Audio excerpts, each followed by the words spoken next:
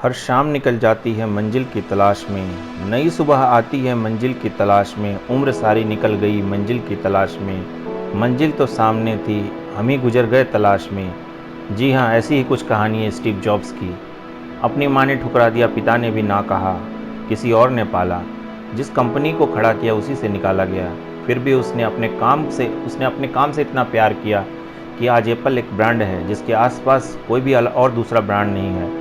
IPhone को Steve jobs ने बनाया, वह दुनिया में बेमिसाल है। आइए सुनते हैं ऐसे ही परफेक्शनिस्ट स्टीव जॉब्स की कहानी उन्हीं के शब्दों में।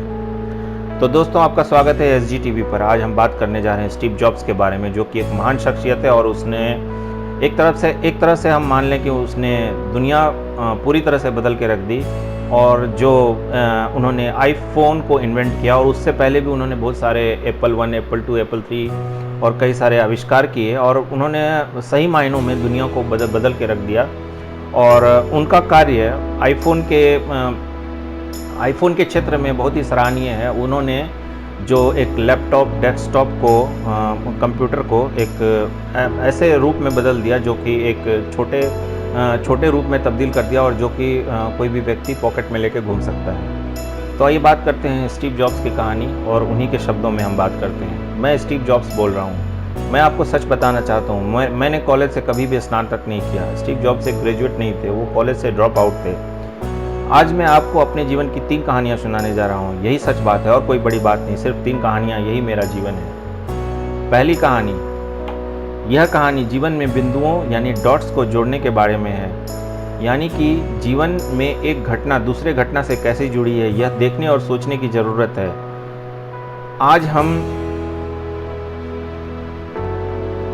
हम जो भी हैं वो हमारे पास्ट से रिलेटेड है। हमने पास्ट में कुछ ऐसे काम किए, कुछ ऐसी पढ़ाई की, कुछ ऐसा एक्सपीरियंस लिया जिसके कारण से आज हम अपने वर्तमान में हैं। कोई आज साइंटिस्ट है तो भूतकाल में उसने कोई ऐसी पढ़ाई की होगी या कोई ऐसा रिसर्च किया होगा तो आज वो साइंटिस्ट बना है। ऐसा सभी के साथ है। आप याद करें अपने पास्ट को और जानें कि आपने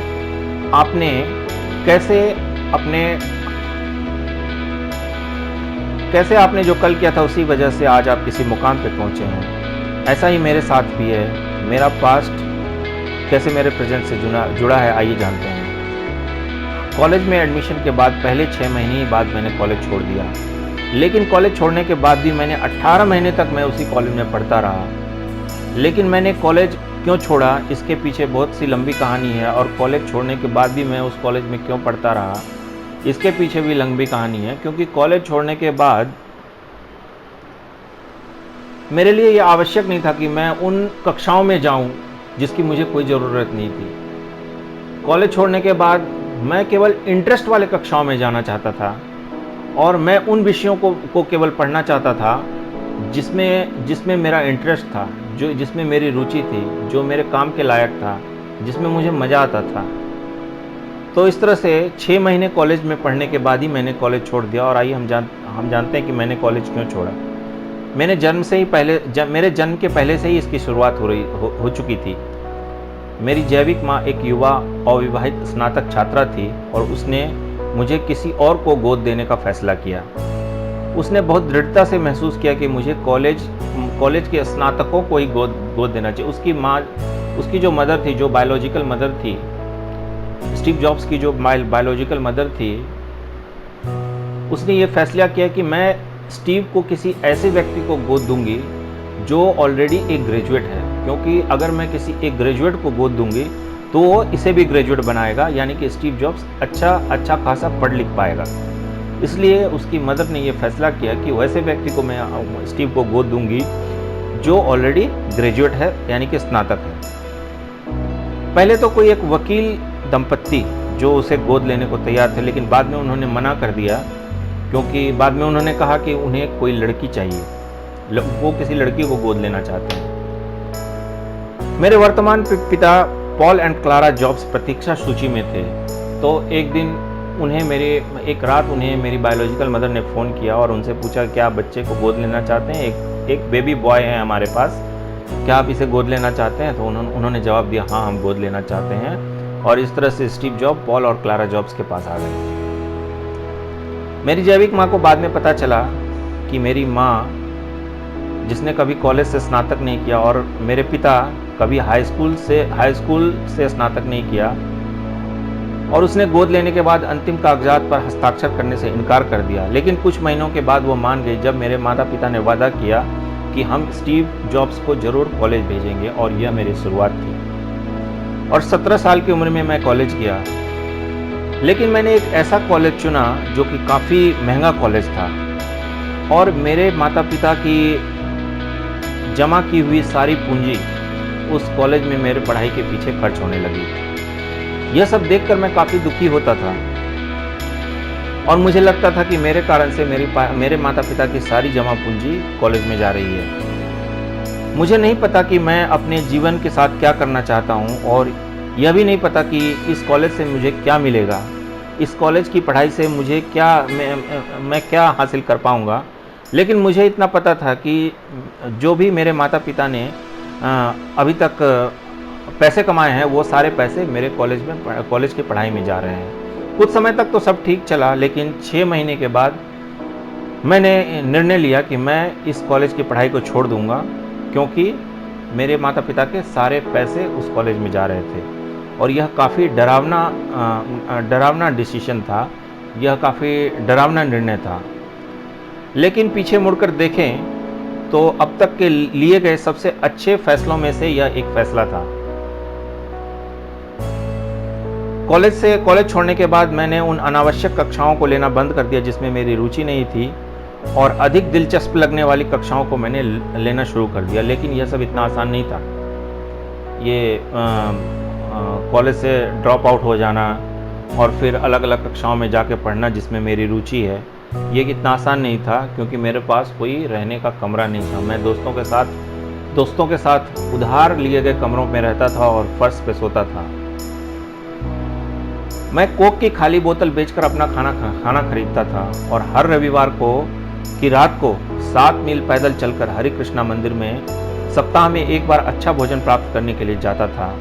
और मैं इस भोजन से बहुत प्यार करता था, क्योंकि मैं वहाँ पे जा कर के भरपेट खाना खाता था।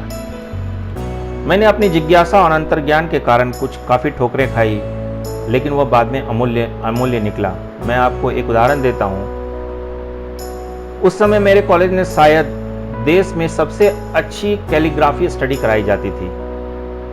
पूरे परिसर में हर जगह, हर दराज, हर लेवल को खूबसूरती से लिखा गया था। क्योंकि मैं बाहर हो गया था, मुझे सामान्य क्लास नहीं लेनी थी। यह कैसे करना है यह जानने के लिए मैंने कैलीग्राफी का कोर्स करने का निर्णय लिया। मैंने सेरिफ और सेंस सेरिफ नामक डिफरेंट तरह के फ़ॉन्ट सीखे उस कैलीग्राफी में। और वह कैलीग्राफी का कोर्स जो था काफ़ी अच्छा था, वो काफ़ी कलात्मक था।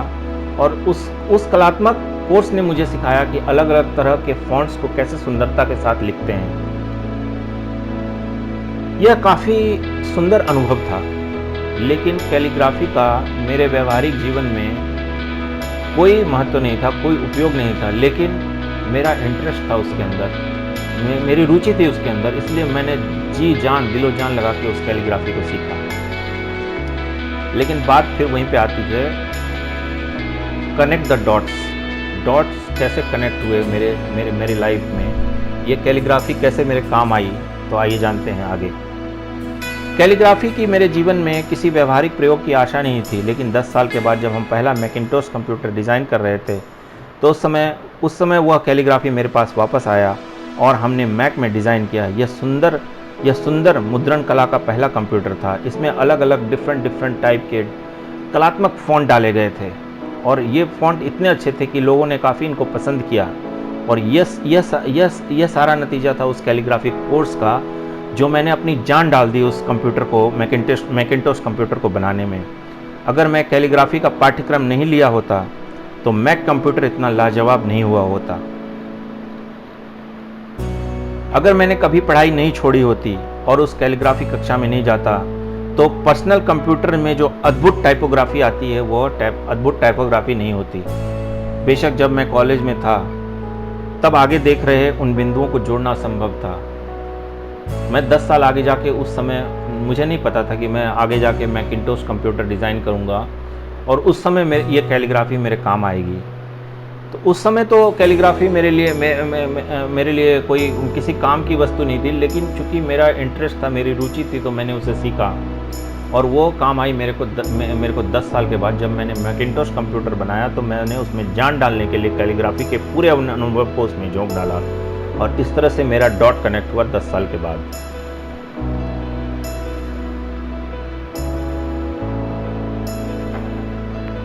बेशक जब मैं कॉलेज में था तब आगे देख रहे बिंदुओं को जोड़ना असंभव था, लेकिन 10 साल के बाद पीछे की ओर देखना बहुत स्पष्ट था। फ्यूचर में आप डॉट्स को कनेक्ट नहीं कर सकते हैं, लेकिन आप पास्ट में देख के डॉट्स को कनेक्ट कर सकते हैं। आप उन्हें केवल पीछे की ओर देखते हुए कनेक्ट कर सकते हैं। इसलिए आपको भरोसा करना होगा कि डॉट्स आपके भविष्य में किस तरह से कनेक्ट होंगे। आपको किसी भी चीज़ पर भरोसा करना होगा, अपने कर्म पे, अपने भाग्य पे, अपने जीवन पे, क्योंकि विश्वास ही वह बिंदु है विश्वास ही वो चीज़ है जहाँ ये सारी बिंदुएं जुड़ जाएंगी। आपको अपने दिल का अनुसरण करना होगा जो आपको विश्वास दिलाएगा। तो मेरे प्यारे दोस्तों, आज आप अपने जीवन में 5 साल या 10 साल पीछे जाएं और देखें कि आपका डॉट्स कैसे कनेक्ट हुआ है। यह पढ़ाई के बारे में हो सकता है, यह आपके करियर के बारे में हो सकती है, यह आपकी शादी के बारे में हो सकती है, यह आपके प्यार के बारे में हो सकता है, या फिर आपके जीवन के बारे में हो सकता है। तो कमेंट करके बताएं कि आपका डॉट कैसे कनेक्ट हुआ। आप डरे नहीं, घबराएं नहीं। आज जो आप कर रहे हैं वह डॉट भविष्य में कनेक्ट होगा। आपको नहीं पता वो क्या होगा, जो हो रहा है उससे आपको फ़ायदा ही होगा। हिंदी में कहते हैं karma will back to you. जो आज हम जैसा कर्म करेंगे भविष्य में उसी तरह वो हमारे भविष्य के लिए डॉट होगा। अच्छे कर्म करेंगे तो हमारे लिए अच्छा होगा, बुरे कर्म करेंगे तो हमारे लिए बुरा होगा। स्टीव जॉब्स ने यही हमें बताया है कि डॉट तो कनेक्ट होगा, अच्छा है तो अच्छा होगा, बुरा है तो बुरा होगा। अपने पास्ट के डॉट्स को कमेंट्स में लिखें और हमें बताएं कि आपके साथ यह कैसे कनेक्ट हुआ। यह कुछ भी हो सकता है, family, friend, mother, father, sister, son, daughter, या किसी स्ट्रेंजर के साथ किस तरह से आपका डॉट कनेक्ट हुआ। फ्यूचर के डॉट्स अभी कनेक्ट नहीं होंगे, लेकिन अभी बन रहे हैं। हमें कमेंट्स में करके बताएं आपके कौन से डॉट्स आज बन रहे हैं। यह कुछ भी हो सकता है, career, love, affection, friendship, study, family या अन्य लाइफ गोल, क्योंकि डॉट्स तो कनेक्ट होने हैं। कर्मा वापस लौट के आएगा। हमें कमेंट्स करके बताएं। तो दोस्तों, हमारे इस चैनल पे आने के लिए आपका प्रेम पूर्वक धन्यवाद। इस वीडियो को लाइक करें, कमेंट करें और शेयर ज़रूर करें, क्योंकि यह वीडियो किसी न किसी के जीवन को बदल सकता है। Thank you.